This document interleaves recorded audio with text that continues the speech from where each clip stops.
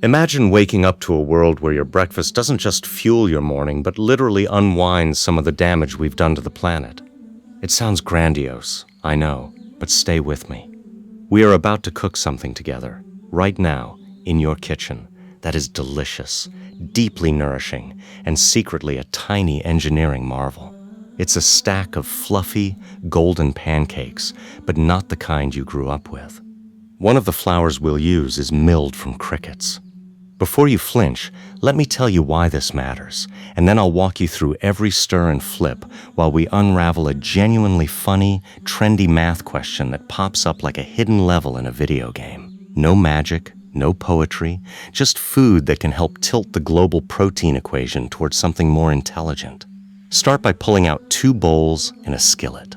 In the larger bowl, combine 60 grams of cricket flour with 60 grams of oat flour and 60 grams of whole wheat flour. Cricket flour looks like fine, dark tan powder.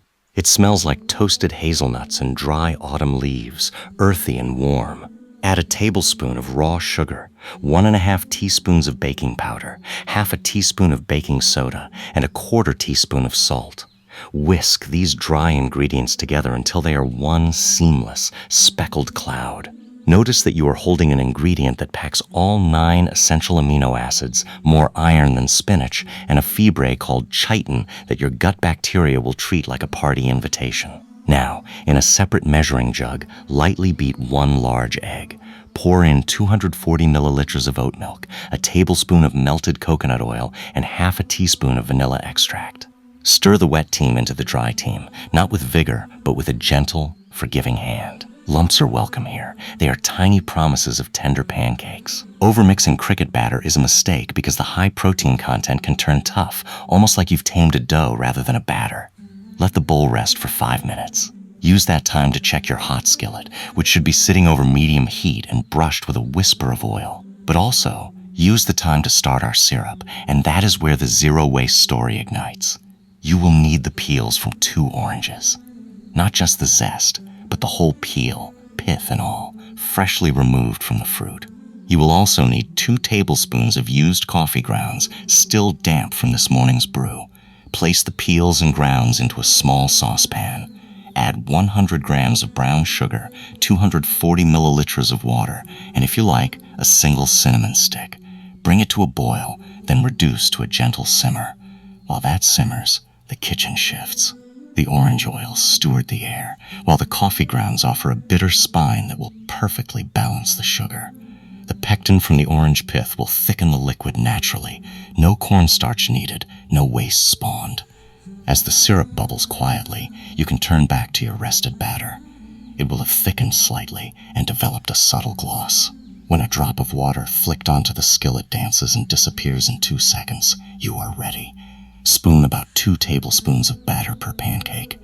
Immediately, you will see tiny pinprick bubbles rise to the surface. This is carbon dioxide, a gift from the baking powder, but it is also the opening act of the Maillard reaction, where amino acids and sugars lock arms and create hundreds of new flavor molecules. Cricket flour, with its abundant protein and natural sugars, browns beautifully and a bit quickly, so keep your spatula alert. When the bubbles pop and leave craters that don't immediately fill with liquid, it is time to flip. The second side takes less than a minute. The color will be a warm, speckled walnut brown, and the texture will be soft but with a delicate, almost nut-forward crumb. Stack them on a plate and repeat with the remaining batter. You will get about 8 pancakes, enough for 2 people or 1 very determined person. Now, while the last pancake sizzles, let's tackle the math question that makes this breakfast genuinely conversation-worthy. It starts with a simple comparison. A cow, on average, needs about 8 kilograms of feed to gain 1 kilogram of body mass. Crickets, those little jumpers, need only about 1.7 kilograms to do the same. That raw efficiency is already staggering, but let's make it real and funny. Think of it this way. If you invite a cow to dinner, she'll demand a wheelbarrow of grain and then give you back a relatively small protein portion after years of care. If you invite 1,000 crickets, they'll thrive on a handful of vegetable scraps and grain bran, and within weeks you have high-quality flour. So here's the question we can ask ourselves, with a timer set to the pancake flip. Suppose 1 beef burger patty, about 150 grams cooked, delivers 30 grams of protein and required roughly 6.4 kilograms of feed. Now, our pancake stack, using 60 grams of cricket flour, delivers 39 grams of protein.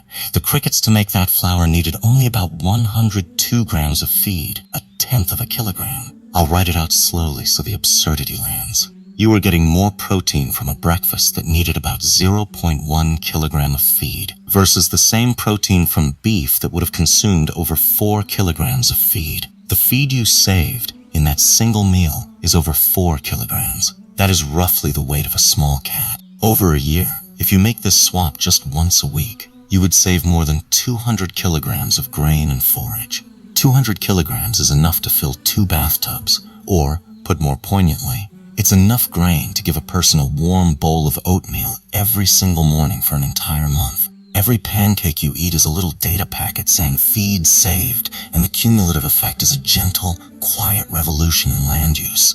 The math makes you laugh because it's so lopsided.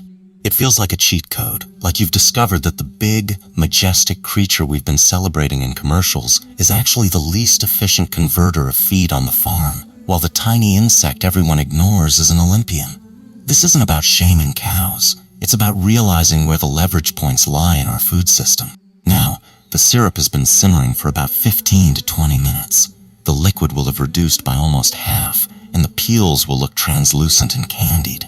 Turn off the heat and let it steep for 5 more minutes. Then, set a fine mesh strainer over a jar and pour the syrup through, pressing hard on the solids with a spoon to wring out every last drop of what is now a glossy, amber liquid. Taste it immediately. It's bright with orange, mellow with roasted coffee depth, and just sweet enough to make you close your eyes. Discard the strained peels and grounds in your compost bin, where they will complete their journey back into soil. That is the full loop. Your breakfast waste becomes tomorrow's basal plant nutrients. Take your stack of pancakes, still warm, and drizzle the syrup generously over them. Maybe add a few fresh orange segments if you have them, but even plain, it's a feast. When you cut into the stack, you'll notice the crumb is tender and cohesive, holding together perfectly without any strange texture. The taste is comforting, like a really good multigrain pancake with a whisper of something deeper, an umami note that makes it more satisfying than a classic buttermilk version. People who taste this without knowing what's in it always guess nuts or toasted grains. Nobody says bugs. And that's the point. We are moving past the ick factor. We are learning that insect protein is not a survival stunt, but a superior pantry staple. The protein quality in cricket flour rivals egg whites, the iron is high and bioavailable, and the omega-3 to omega-6 ratio, depending on the cricket diet, can be quite balanced. Because crickets are cold-blooded, they don't waste energy keeping warm, so almost all their feed goes into growth and reproduction. That's the underlying biological reason behind the numbers we just crunched. They are thermal misers.